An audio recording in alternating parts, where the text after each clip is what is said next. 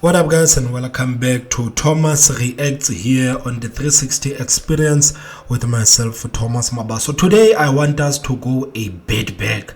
Guys, if you remember, in Johannesburg there was that hijacked building in Johannesburg that was turned into an informal settlement, and that building, it caught fire and over 70 people lost their lives and over 40 people were injured in that whole ordeal. You remember how mad people were after the ANC Minister of Social Development went there and blamed everything on apartheid. But today guys, I want us to focus on Kunene. I want you to listen to what Kunene is saying, and this is the same thing that has been said by the mayor of Johannesburg, because the mayor of Johannesburg was being questioned about this whole thing, that guys, what is it that you guys are doing? You can see that in Johannesburg a lot of buildings are being hijacked and they are being turned into informal settlements. What is it that you guys as an administration here are doing to combat this whole thing of buildings being hijacked? And the mayor of Johannesburg said that there seems like there are human rights lawyers there in Johannesburg and are making everything impossible, and these people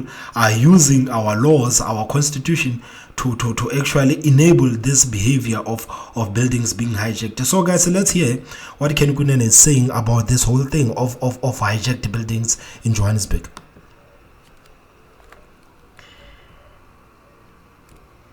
But you remember that he was the acting mayor at the time. There was this whole debacle that played out in the Johannesburg CBD, where he was accused of not following the law when trying to deal with the issue of hijacked buildings. MMC, good afternoon. Thank you so much for making time for us. Let's start off with your response to this incident that happened and transpired over the early hours of the morning in the Joburg CBD. Good afternoon, and thank you for having me, Aldrin, and good afternoon to your listeners. It's a tragic event what happened this morning, and we send our condolences to the families. However, it could have been prevented.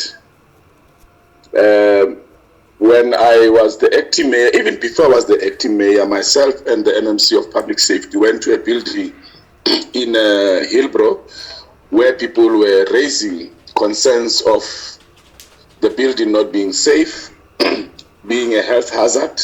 And when we got there, indeed, we found dumping inside the building. We found that the building was unsafe, and we evacuated people.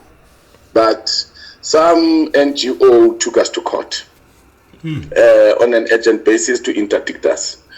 And that is the problem that we have, Aldrin. So what you see that has happened at this building is what I saw is going to happen in the buildings. Hence, I said to the mayor when he came back and to the mayoral committee that we need to intensify our remedial action when it comes to hijacked buildings. They are very unsafe. Illegal electrical connections, illegal water connections that we have found in all the buildings that we have been at, including Randburg, because I went to the buildings there when I was acting as mayor. So this is a true reflection of what is to come if we don't act now.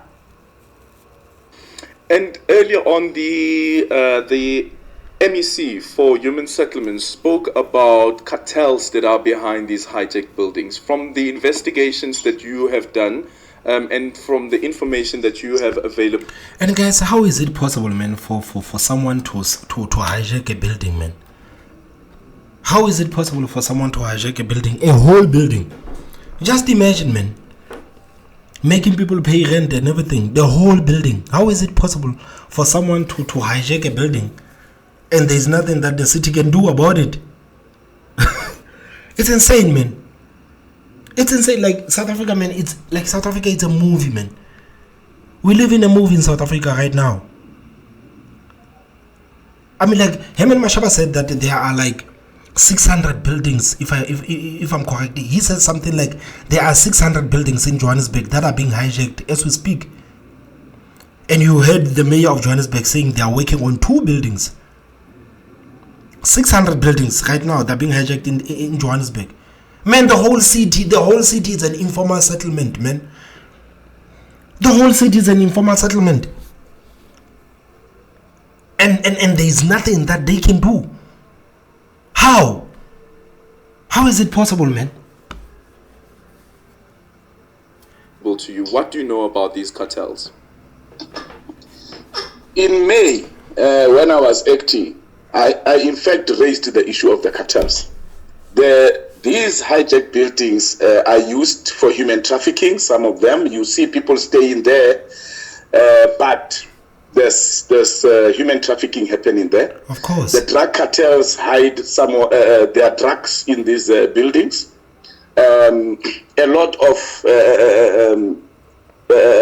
products and equipment that is stolen is hidden in these buildings. Criminals who are wanted, they hide in these buildings. They've become no-go areas for police. Even when they are chasing someone and he gets into these buildings, they have to wait for a backup, and by the time the backup gets there, the person is gone.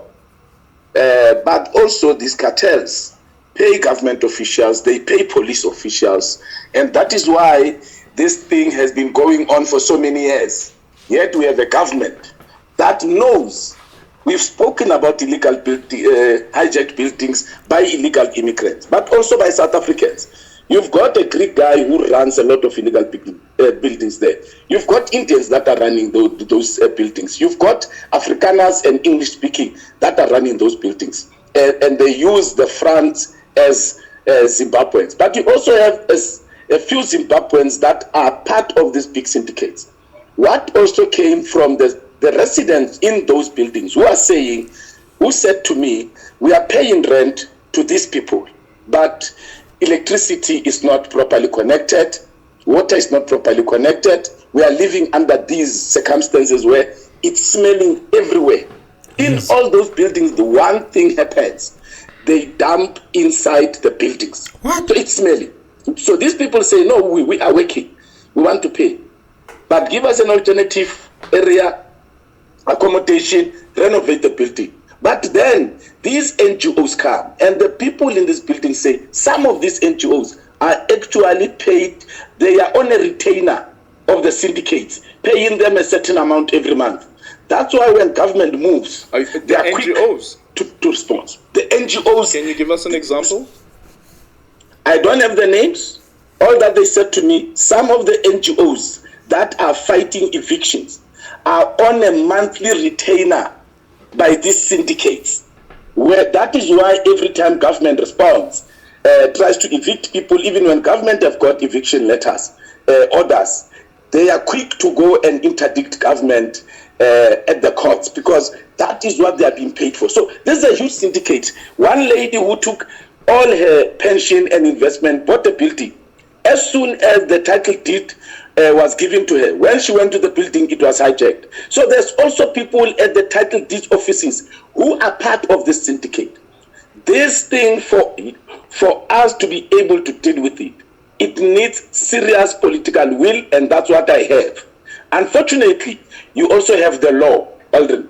Yeah. What has made the spread of these buildings, what is making this business profitable is the law. The property law protects criminality and criminals. You go on holiday in Telfontein, Rosettenville, Randburg. I've come across people who said, we went on holiday for 4 days. When we came back, people were in our houses. You call the police, the people say, no, here's a document. These people have rented the house to us, now they want to evict us. The police say, no, go to court. Now you don't have money to go to court to get an eviction order. Even when it comes, it says, no, you must give these people alternative accommodation before you evict them.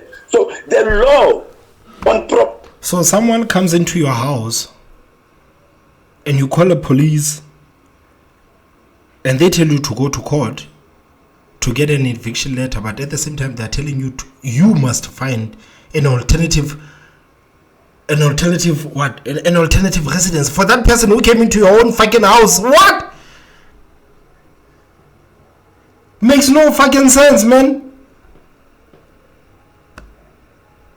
Makes no sense. These people have rented the house to us, now they want to evict us. The police say, no, go to court.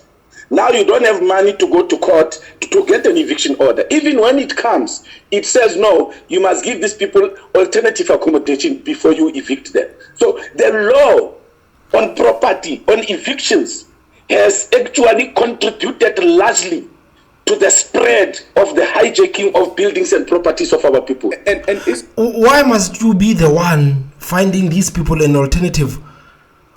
Why must you be the one? Why must you be the one? Why? Guys, how true is this, guys? How true is this? I know it's electioneering. I know people are saying things, but how true is this? Is Kenny Kunene telling the truth here, guys? How true is this? Isn't that the reason why organizations like Siri, for instance, would take you to court and say that you are not following the law? And they're doing that on the basis of what the law says, that you must provide alternative accommodation. So the law actually says you captured it correctly, Aldrin. That Siri it is at the forefront of all these NGOs that take government to court. That Siri, it's a big problem. That Siri, it is a big problem. And I have said before, let the police, let commercial crimes go and investigate the source of funds for Siri.